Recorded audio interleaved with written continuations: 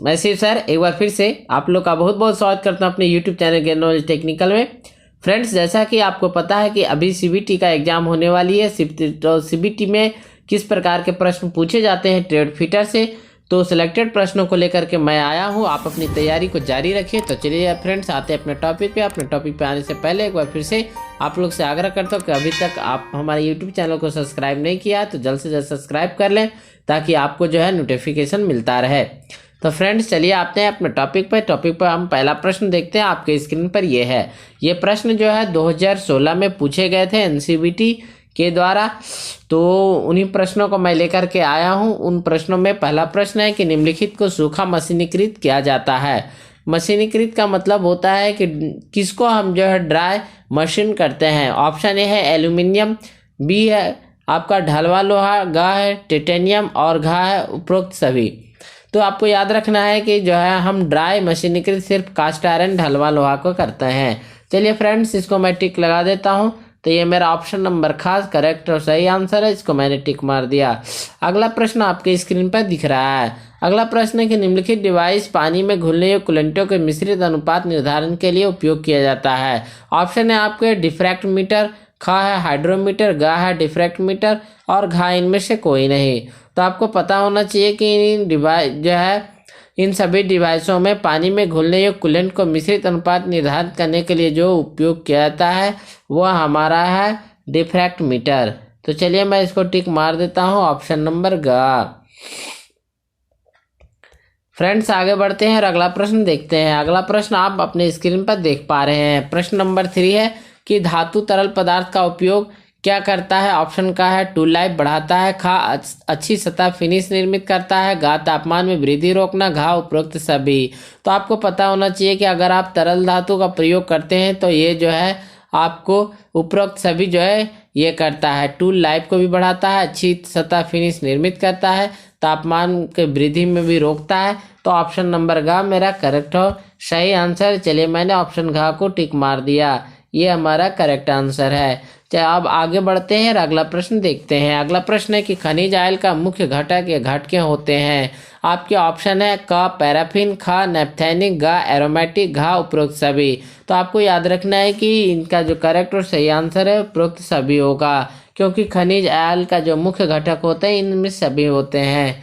तो ऑप्शन घा हमारा करेक्ट सही आंसर है, मैंने इसको टिक मार दिया। फ्रेंड्स, आगे बढ़ते हैं और अगला प्रश्न देखते हैं। अगला प्रश्न है कि निम्नलिखित का उपयोग कठोरता की उच्चतर डिग्री प्राप्त करने के लिए एक समन माध्यम के रूप में ताप उपचार प्रक्रिया में किया जाता है। आपके ऑप्शन है का खनिज तेल, खा है वसा अम्ल और गा है जो है मोम और घा ग्रेफाइट स्थगन। तो आपको पता होना चाहिए कि जो है कठोरता की उच्चतर डिग्री प्राप्त करने के लिए हमें जो है वसा अम्ल का उपयोग किया जाता है, या फिर हम जो है इसका स्थान पे खनिज तेल का भी उपयोग करते हैं। तो चलिए मैं टिक मार देता हूँ, हमारा करेक्ट और सही आंसर है आपका यहाँ पे खनिज तेल। चलिए मैंने इसको टिक मार दिया। फ्रेंड्स, आगे बढ़ते हैं और अगला प्रश्न देखते हैं। अगला प्रश्न है कि निम्नलिखित में किन कटिंग तरलों के लिए मिलाया जाता है, इसलिए कि साबुन फिल्म कार्य वस्तु एवं औजार और चिप एवं औजार फेस के बीच निर्मित होता है।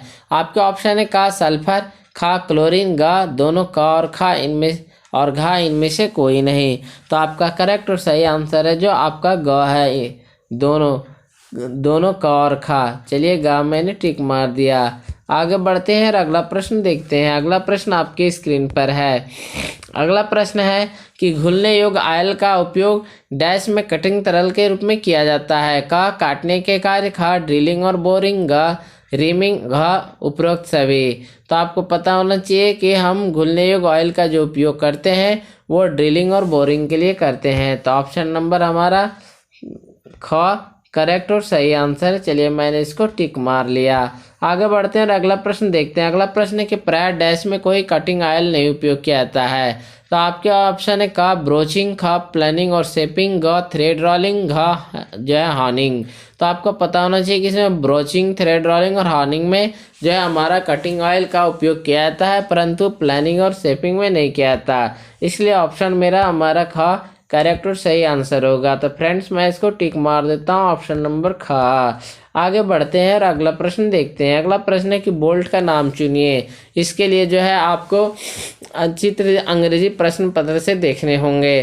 तो वहाँ पे जो दिया गया है वो हमारा आई फाउंडेशन बोल्ट का चित्र दिया गया है।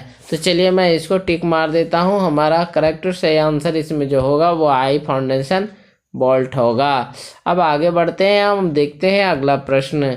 अगला प्रश्न आप देख पा रहे हैं अपने स्क्रीन पे। अगला प्रश्न है कि डैश कूलेंट से ट्रम्प ऑयल या सम्प ऑयल अलग करने के लिए उपयोग किया जाता है।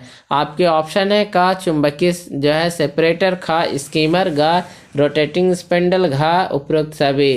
तो आपको याद रखना है कि इसमें जो है ऑप्शन नंबर खा मेरा करेक्ट और सही आंसर होगा, क्योंकि जो है स्कीमर का उपयोग कूलेंट से ट्रम्प ऑयल सम्प अलग करने के लिए किया जाता है।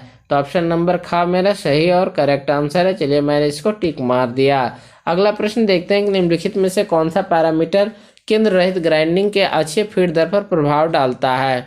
आपके ऑप्शन है का रेगुलेटिंग व्हील व्यास, खा है ग्राइंडिंग के अच्छे रेगुलेटिंग व्हील के कोण, गा है रेगुलेटिंग व्हील की गति, घा उपरोक्त सभी। तो यहाँ पे करेक्ट और सही आंसर होगा हमारा उपरोक्त सभी। चलिए ऑप्शन नंबर घा मेरा करेक्ट और सही आंसर है।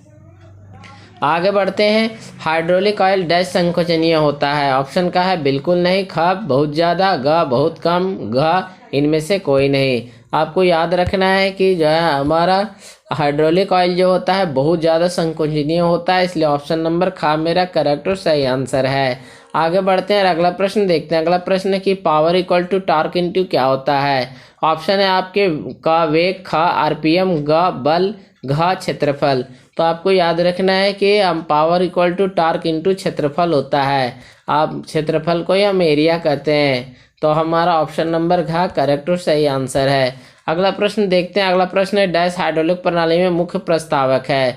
ऑप्शन आपके का तेल, खा विद्युत मोटर, ग पाइप, घ इम्पेलर। तो आपको याद रखना है कि हाइड्रोलिक प्रणाली में मुख्य प्रस्तावक जो होते हैं वो विद्युत मोटर होते हैं। चलिए ऑप्शन मैं मार देता हूँ, ऑप्शन नंबर खा हमारा करेक्ट और सही आंसर होगा।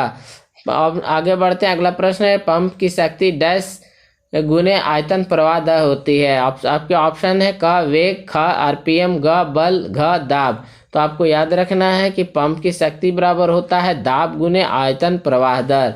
तो हमारा ऑप्शन नंबर घ करेक्ट और सही आंसर है। चलिए मैंने टिक मार दिया। आगे बढ़ते हैं और अगला प्रश्न देखते हैं। अगला प्रश्न है कि निम्नलिखित में से कौन सा कथन गियर ड्राइव के लिए सही है।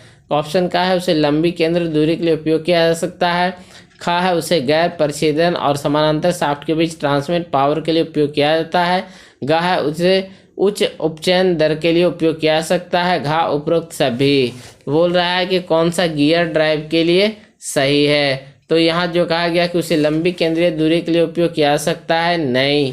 उसके बाद जो है उसे गैर परिच्छेदन और समानांतर शाफ्ट के बीच ट्रांसमिट पावर के लिए उपयोग किया जाता है, गा उच्च जो है उपचयन दर के लिए उपयोग किया जा सकता है।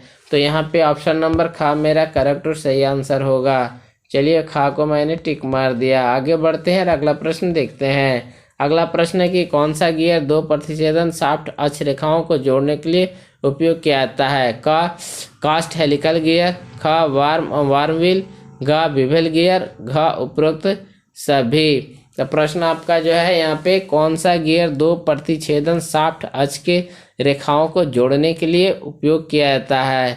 तो यहाँ पे जो यूज होता है वो है हमारा बिवेल गियर।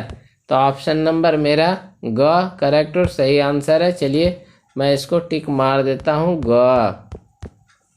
अगला प्रश्न देखता हूँ। अगला है कि गियर अनुपात से आप क्या समझते हैं। ऑप्शन का है पिनियन गति और गियर गति का अनुपात, खा है पिनियन पर दांत की संख्या और गियर पर दांत की संख्या का अनुपात, ग है आपका दोनों का और खा, घा इनमें से कोई नहीं। तो यहाँ पूछ रहा है कि गियर अनुपात से आप क्या समझते हैं।